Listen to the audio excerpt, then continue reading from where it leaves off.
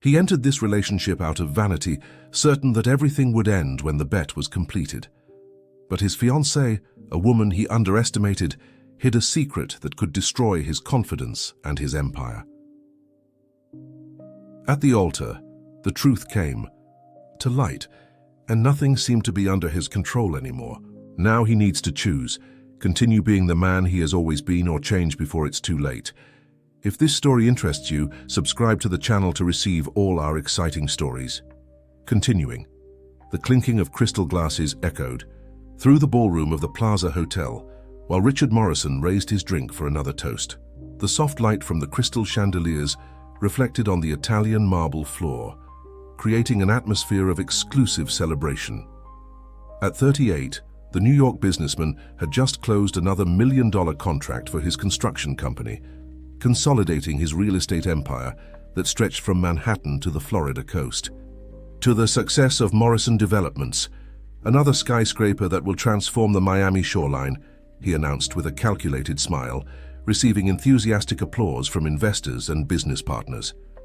Richard was known in American business circles for his relentless ambition and strategic vision. The son of a small contractor from Brooklyn, he had transformed his father's modest business into a conglomerate valued in billions. He dressed impeccably in custom Italian suits, drove imported cars, and frequented the most exclusive restaurants in New York City. That night, as guests circulated through the private ballroom, Mark Whitfield, his college friend and now one of the biggest investors in the financial market, approached with a glass of whiskey in hand. "You did it again, Richard. As always, predictable in your excellence," commented Mark, observing the luxurious decoration and the models circulating as companions of the businessman. "Predictable? I think you meant consistent," Richard countered, adjusting the platinum watch on his wrist.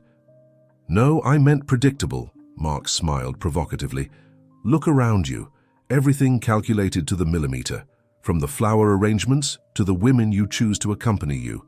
Always the tallest, always the thinnest, always the most conventionally beautiful." Richard frowned, feeling his pride wounded. "What are you insinuating, Mark?" "That your entire life is a grand production, my friend, all to feed this image of perfection you've built. I wonder if you would be capable of doing something completely outside this pattern." A heavy silence settled between them, only interrupted by the soft jazz playing in the background. Other businessmen joined the conversation, curious about the evident discomfort on Richard's usually impassive face. "You know what? I think Richard couldn't stay married for a month to someone who didn't fit his profile," provoked Paul Anderson, another real estate magnate and Richard's declared rival. "And what profile would that be?" asked Richard, trying to maintain his composure. "Someone real. Someone who wasn't handpicked to match your interior decoration," replied Mark, and a wave of contained laughter ran through the group. It was then that the bet emerged, first as a provocation, then as a direct challenge to the reputation that Richard had built so carefully. $5 million say that you can't get married and maintain a marriage for at least 6 months with someone completely outside your standards, proposed Mark, raising his voice enough to attract the attention of the other guests. Richard's eyes scanned the room. Everyone was attentive now, waiting for his response. The alcohol in his blood, mixed with wounded pride and the adrenaline of a new challenge, clouded his judgment. "Define outside the standards," he demanded, mentally calculating how he could turn that situation to his advantage. "Someone no one would ever imagine by your side. Someone who doesn't frequent these circles, who doesn't fit into this world of appearances," explained Mark. Then, as if he had just had an idea, he added, "Actually, I have the perfect candidate." The next day, with his head throbbing from the excesses of the previous night, Richard found himself in the office of his Soho penthouse, reviewing the terms of the bet he had signed under the influence of alcohol and a bruised ego. The proposal was absurd, but it was registered in a document with legal force, thanks to Mark's insistence and the convenient presence of a lawyer at the party. The candidate was described as Beth Oliver, 32, literature professor at New York University, wheelchair-bound since an accident in adolescence, and, as Mark made a point of emphasizing several times, an overweight woman who doesn't care one bit about it. Richard ran his hand over his face, trying to understand how he had gotten himself into that situation. The contract stated that he needed to meet her, court her and marry her within 2 months. The marriage should last at least 6 months with proven daily cohabitation. "This is ridiculous," he muttered to himself, reaching for the phone. He was about to call his lawyer when his assistant, Carla, entered the room. "Mr. Morrison, Mr. Whitfield is on the line. He said it's about the meeting you have at 2 o'clock. "What meeting?" "With Professor Beth Oliver at Barnes & Noble in Soho. It's been on your schedule since last night." Richard closed his eyes, breathing deeply. He was trapped in his own trap. At 2 in the afternoon, he parked his Porsche near the bookstore, attracting glances as always happened. He entered the establishment trying to appear casual, although the idea of a blind date with a woman he didn't even know as part of a bet seemed increasingly absurd. He located her easily. Beth was in the American literature section, her wheelchair positioned near a bookshelf. She wore a simple floral dress and had her curly hair tied in an unpretentious bun. She was completely absorbed in reading a book and did not correspond in any way to the type of woman Richard usually dated. He adjusted his tie, preparing for what he considered the most difficult role of his life.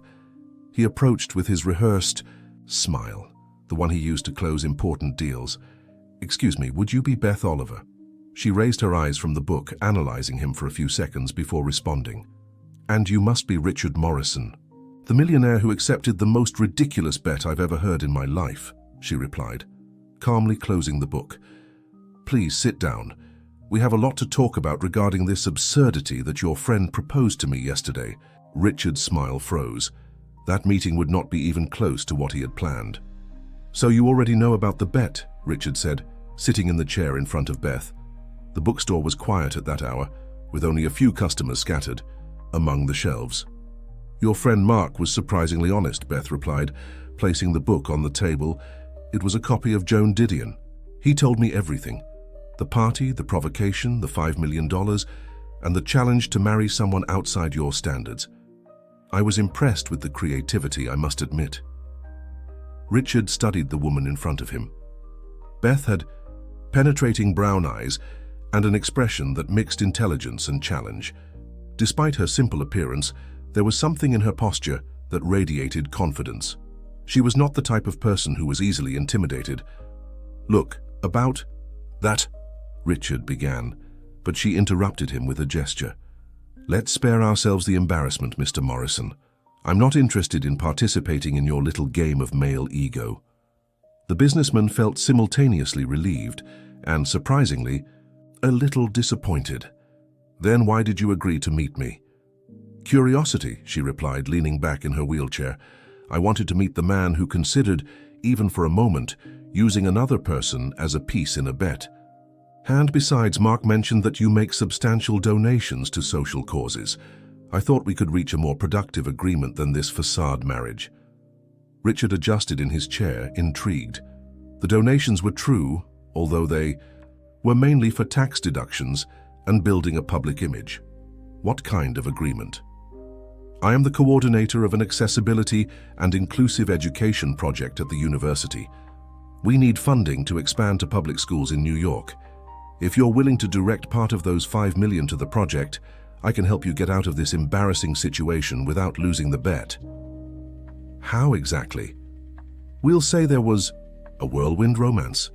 We'll get married as the challenge requires, but it will be a purely formal agreement. You maintain your life, I maintain mine. After 6 months, we'll divorce discreetly. You win your bet, I receive funding for a project that really matters, and no one gets hurt." Richard leaned forward, evaluating the proposal. It was a pragmatic solution, exactly the type of negotiation he appreciated. "Half the value of the bet goes to your project," he offered, extending his hand. "And we need to make this convincing for Mark and the others." Beth observed the extended hand for a few seconds before shaking it. "2/3 of the value, and we have a deal. As for making it convincing, don't worry. I'm a literature professor, Mr. Morrison. I know the art of fiction well." In the following weeks, the unlikely couple followed a carefully crafted script.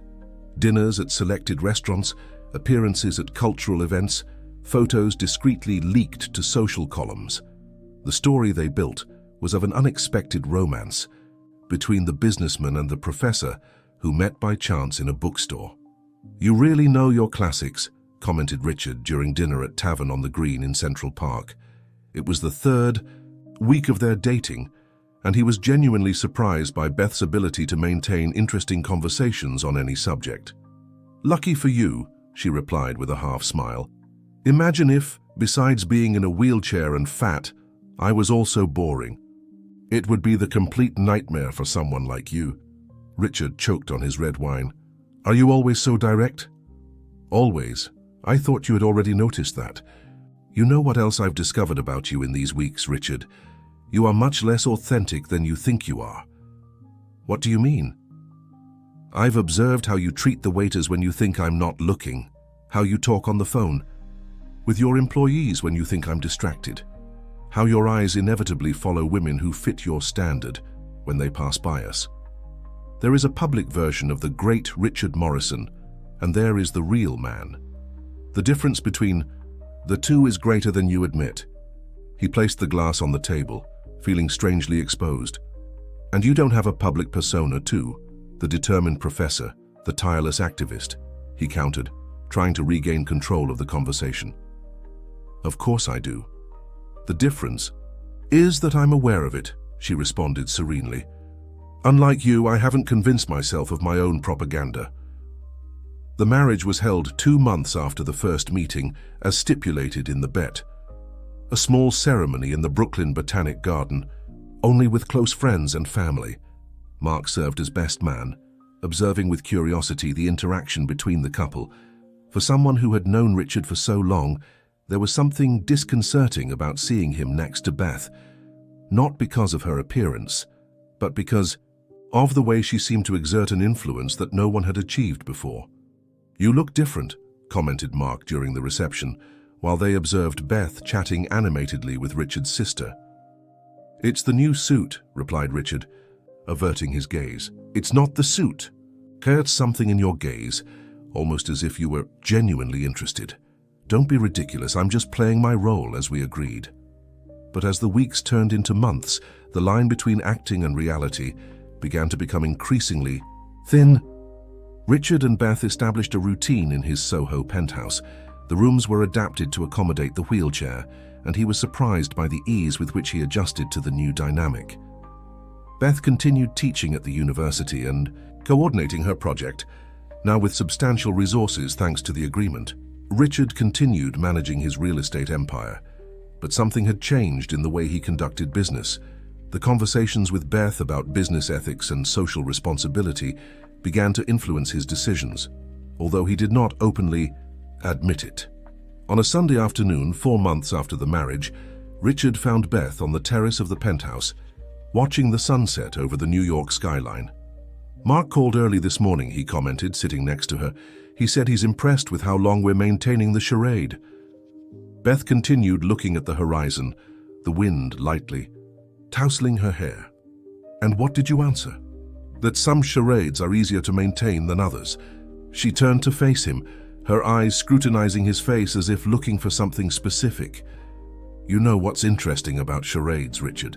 Sometimes they become more real than the reality we try to protect." That night, for the first time since they began their agreement, Richard couldn't sleep. Beth's words echoed in his mind along with a disturbing perception. He was beginning to see the world through her eyes, and the vision was disturbingly clear.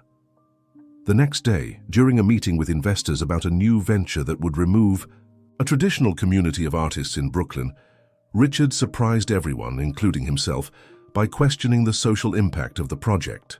He suggested an alternative that incorporated the community into the development, preserving its culture and way of life. "Since when do you care about social impact?" asked Charles Drummond, his financial director, after the meeting. "This has to do with your new wife, doesn't it? She's changing you, Richard." He didn't respond immediately, reflecting on the accusation. Was he really changing? And if he was that such a bad thing? That same week, Beth invited him to visit the first public school that was receiving the accessibility program developed by her. In Brooklyn's Brownsville neighborhood, one of the most vulnerable areas of New York, Richard observed with growing fascination how children with different types of disabilities actively participated in a truly inclusive educational environment. "This is just the beginning," explained Beth as they traversed the corridors of the newly adapted school. "Imagine what we could do if more businessmen like you redirected just a fraction of their profits to projects like this." As they returned home that night, something had subtly changed between them. It wasn't just the charade that was becoming more convincing. It was the perception that perhaps what had begun as an elaborate lie was revealing truths that neither of them was prepared to face. The 5th month of marriage brought a significant change in the dynamic between Richard and Beth. What had begun as an agreement of convenience was transforming into something that neither of them had foreseen. During a dinner at the penthouse, Beth noticed how Richard observed the city through the panoramic window, with a contemplative expression that had become increasingly frequent. "What are you thinking about?" she asked, serving herself more wine. "I'm thinking about how this apartment never seemed so inhabited as now," he replied, twirling the glass between his fingers. "Before you, this place was just a setting, like a perfectly decorated showroom." Beth smiled, appreciating the rare demonstration of sincerity. Places take on the personality of those who live in them. This penthouse was the perfect reflection of the Richard Morrison that you wanted everyone to see. And now? Now there are books scattered everywhere, architectural adaptations that you never imagined needing, and a woman who occupies space without apologizing for it. He laughed, recognizing the precision of the observation.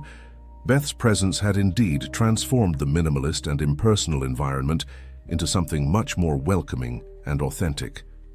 "Only 1 month left for us to fulfill the deadline of the bet," he commented, observing her reaction. "Yes, I know, soon we can continue with our lives," replied Beth, maintaining a casual tone despite the slight hesitation in her voice. A knock on the door interrupted the conversation. It was Patrick, the building's doorman, bringing a special delivery, the latest edition of American Entrepreneurs magazine with Richard on the cover. The title of the main article caught attention: "The New Face of Business, How Richard Morrison is Redefining the American Real Estate Market." "Looks like you've become news for reasons you didn't expect," commented Beth, leafing through the magazine. The article highlighted Richard's recent initiatives in sustainable and socially responsible projects, specifically citing the redesign of the Brooklyn development to include the local community. "This is your fault," he said, unable to hide the pride in his voice. "Before you, I wouldn't even consider this type of approach. Don't fool yourself, Richard. You always had potential for more than just accumulating money and power. You just needed someone to show you that." That night, while Beth slept in the adapted room next to his, Richard remained awake, reflecting on the changes that had occurred in his life in the last few months.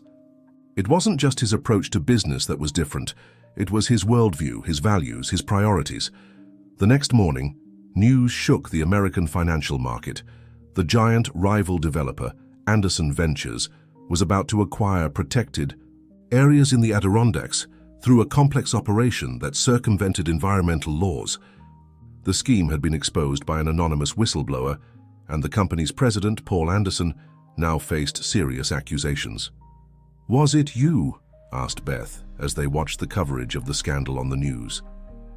"Why do you think that?" replied Richard, maintaining a neutral expression. "Because I know you better than you imagine, and I know that 6 months ago you would have tried to profit from this situation instead of exposing it." He neither confirmed nor denied, but the slight smile at the corner of his lips was answer enough. 2 weeks later, during the annual meeting of the American Association of Developers, Richard surprised everyone by presenting a new manifesto for the sector, proposing more rigorous standards of social and environmental responsibility. The initiative attracted national attention, positioning him as a visionary leader in a market traditionally known for its greed. "Who would have thought that marrying a fat, wheelchair-bound professor would transform you into the new face of American business conscience?" provoked Mark during the cocktail after the event. "I'm beginning to think I lost $5 million in the best possible way." "Don't be ridiculous," replied Richard, although without the usual irritation. "This has nothing to do with the bet." "It has everything to do with the bet, and you know it. Or rather, it has everything to do with Beth. Admit it, you really fell in love with her." Before Richard could respond, his phone rang. It was Carla, his assistant, with urgent news. Beth had suffered a bout of illness at the university and had been taken to Mount Sinai Hospital. The journey to the hospital was the longest of Richard's life. For the first time, he felt a fear that no financial crisis or business setback had ever provoked, the fear of losing someone who really mattered. At the hospital, he found Beth conscious, but visibly weakened. The doctors diagnosed a congenital heart condition that had never been detected before, aggravated by the stress of recent months. "Why did you never tell me about this?" asked Richard, holding her hand while they waited for the results of new tests. "Because I didn't know myself," she replied with a weak smile. "Apparently, I've been living with this my whole life, the doctor said it's manageable with proper treatment, but I need to slow down. You will have the best specialists in the country," he stated, with the determination of someone who was used to solving problems with money and influence. "Richard," she squeezed his hand with surprising strength, "it's not just doctors I need now. It's time to reassess my priorities, just as you have been doing with yours." In the days that followed, while Beth recovered at home, Richard completely reorganized his schedule to be present. He cancelled business trips, delegated responsibilities, and to the astonishment of his executives, announced that he would work remotely for an indefinite period. One afternoon, while working in his home office, Richard found an envelope in the desk drawer. Inside, there was a prenuptial agreement that he and Beth had signed before the marriage, stipulating the terms of their divorce after the 6 months of the bet. The document was set to be automatically activated the following week. With the contract in hand, Richard walked to the living room where Beth was reading quietly, reclining on the special sofa he had ordered installed for her comfort. "I found this," he said, showing the envelope. "The deadline expires next week." Beth observed the document for a few moments, then raised her eyes to face him. "It's been 6 months," she stated. "You won the bet, Richard. Congratulations." He sat beside her, placing the envelope on the coffee table. "What if I don't want the 5 million anymore?" "What are you talking about?" "I'm talking about maybe this bet giving me something much more valuable than money." Beth's gaze became cautious, as if she feared being carried away by unfounded hopes. "Richard, we don't need to prolong this charade. You've fulfilled your part, I've fulfilled mine. The accessibility project is guaranteed for the next 2 years thanks to your contribution. We can go on with our lives as we planned from the beginning." He took her hands in his, searching for the right words, something unusual for someone accustomed to eloquent speeches and complex negotiations. "What if I don't want to continue with the original plan anymore? What if I want something real? Beth, something that started as a charade but that has become the most true thing in my life." Before she could answer, the intercom rang. It was Mark, who insisted on coming up for an urgent visit. Richard hesitated, but Beth nodded, indicating that he should receive his friend. Minutes later, Mark entered the apartment with a serious expression. "I need to talk to both of you," he announced, refusing the drink offered by Richard. "It's about the bet." "What about it?" asked Richard, exchanging a worried look with Beth. "You weren't the only ones involved in this game," revealed Mark, sitting across from the couple. "There's something you need to know before the deadline expires next week." And then, to the shock of both, Mark began to reveal a truth that neither of them could have imagined. A truth that would completely transform the meaning of everything they had experienced in the last 6 months. The silence in the luxurious apartment was dense, almost palpable, as Mark looked alternately at Richard and Beth. The New York afternoon sun projected elongated shadows through the panoramic windows, creating an almost cinematic setting for the revelation he was about to make. "The truth is that you two were pieces in a bigger game," began Mark, unbuttoning his jacket and settling better into the Italian leather armchair. "A social experiment, so to speak." "What are you talking about?" Richard asked, the tension evident in his voice. "Do you remember your grandmother, Richard, Mrs. Caroline Morrison?" The mention of his grandmother, who had passed away 3 years ago, caught Richard by surprise. Caroline had been the matriarch of the family, a woman ahead of her time who had built the real estate empire from scratch, then passed it to her son, and later to her grandson. "What does my grandmother have to do with this?" "Everything," replied Mark, taking an envelope from the inside pocket of his jacket. "Before she passed away, Caroline sought me out. She was concerned about the direction you were giving the company, and mainly about the man you had become. Ambitious, yes. Successful, certainly, but gradually losing connection with the values she so cherished. So she devised a plan that should only be executed after her departure." Richard looked at Beth, who seemed as surprised as he was. His eyes sought answers, but she only made a gentle gesture with her head, indicating that she was also hearing this for the first time. "Caroline left a specific clause in her will," continued Mark, opening the envelope and removing a yellow document. "A clause that only I knew about, as the executor of her last wishes. She determined that you would only have access to your part of the inheritance, the 40% of the company's shares that are in a trust fund, if you passed a character test." "A character test?" repeated Richard, incredulous. "This is absurd. Why would she do this?" "Because she loved you too much to allow you to lose yourself, Richard. She saw the potential in you, but also observed your growing disdain for anything that wasn't luxury, power, and appearances. The bet wasn't my idea, it was hers. The entire plan, from provoking your ego at that party to suggesting Beth as the perfect candidate, was elaborated by Caroline years ago." Beth straightened in her wheelchair, her hands gripping the arms tightly. "So you used me?" she asked, her voice trembling with indignation. "You turned me into a tool to test his character." "Not exactly," replied Mark, turning to her. "Caroline knew your mother, Beth. They worked together on accessibility projects in the past. When Caroline learned that her old friend's daughter had become a university professor dedicated to the same causes, she saw the perfect connection." "My mother never mentioned knowing Caroline Morrison," argued Beth, visibly shaken, "because she respected the request for confidentiality. Caroline knew that for the plan to work, everything needed to seem natural, not orchestrated." Mark looked directly at Richard. "She wanted you to find someone who could show another path, not out of interest in your money or status, but out of genuine conviction in different values than yours." A heavy silence fell over the room. Richard stood up, walking to the window. The city that stretched below seemed different now, as if observed through a new prism. "The 5 million?" he finally asked without turning around. "They never existed, at least not as a bet between us," confessed Mark. "The money is part of the trust fund that Caroline left. A portion would be destined for Beth's accessibility project, regardless of the outcome of the test. The rest would be released to you only if you demonstrated a true transformation." "And who would judge this transformation?" questioned Richard, turning to face his friend. "I would be the formal evaluator as executor of the will. But Caroline believed that the true judge would be Beth. Even without knowing about the plan, if you really changed, she would notice." Beth breathed deeply, trying to process everything she had just heard. The last few weeks, all of Richard's transformation, had it been genuine or just a more elaborate performance?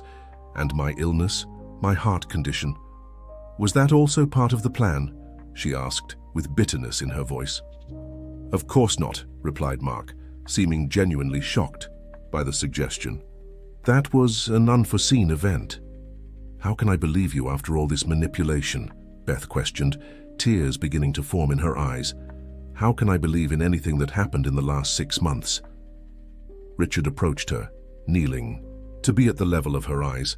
"Beth, I swear I didn't know any of this. What happened between us, what is happening between us, is real." "How can I be sure?" she asked, her voice almost a whisper. "How can I know it's not just the continuation of the charade?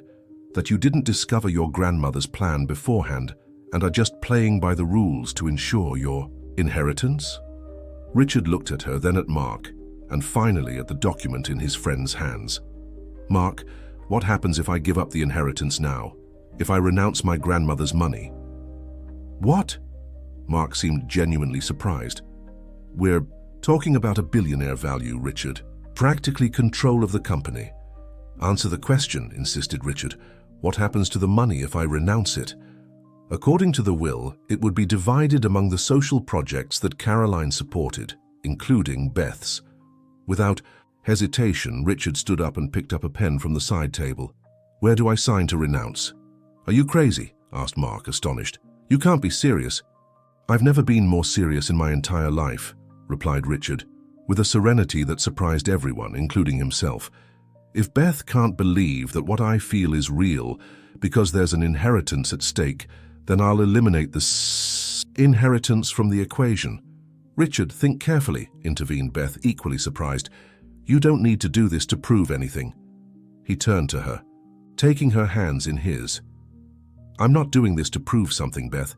I'm doing this because for the first time in my life, I understood what really matters.